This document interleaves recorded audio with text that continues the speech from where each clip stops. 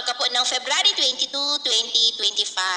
Sa ngayon po ay easterlies ang dominanteng hangin na umiihip ngayon sa malaking bahagi ng ating bansa. Ito po ay hangin na nanggagaling sa silangan o dyan sa Pacific Ocean na dahilan rin yan ng pagkakabuo ng mga localized thunderstorm na dahilan rin ng mga pag-uulan.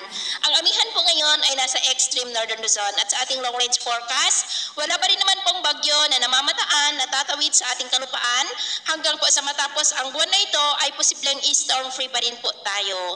At sa lagay ng ating panahon, ngayong madaling araw ay may mga isolated rain sa ilang bahagi ng Cagayan, Apayao, Mountain Province, Quirino, Quezon, southern part ng Batangas, Bicol Region, Marinduque, Romblon, Oriental Mindoro, Palawan, Aklan, Capiz, Northern Negros, Cebu, Bohol, Leyte, ilang bahagi ng Samar, Sulu Archipelago, Caraga at Davao Oriental. At mamaya po ay sisikat ang araw sa malaking bahagi ng bansa pero may tsansa pa rin ng mga cloudy skies with isolated rain sa ilang bahagi ng Cagayan Valley, Apayao, Mountain Province, Infanta, Camarines Norte, Camarines Sur, Catanduanes, Masbate, Romblon, Mindoro Provinces, Palawan, Aklan, Capiz, ilang bahagi ng Negros, Cebu, Bohol, Leyte, Samar Provinces, Caraga at Sulu Archipelago.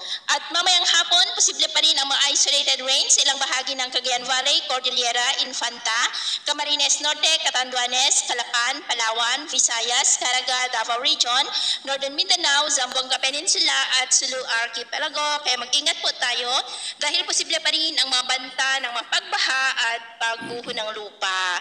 At sa atin naman pong mga baybayin, maalon po ngayon sa mga baybayin ng Ilocos Norte, Batanes, Babuyan Island Seaboard, Northern Seaboard ng Cagayan at buong silangang baybayin ng ating bansa ng mga alon dyan ay posible po na aabot hanggang sa 1.6 to 2.5 meters height. Kaya hanggat maaari ay iwasan na muna natin ang papalaot dyan po sa mga may kulay pula para mas makaiwas sa mga sakunang pangkaraniwan.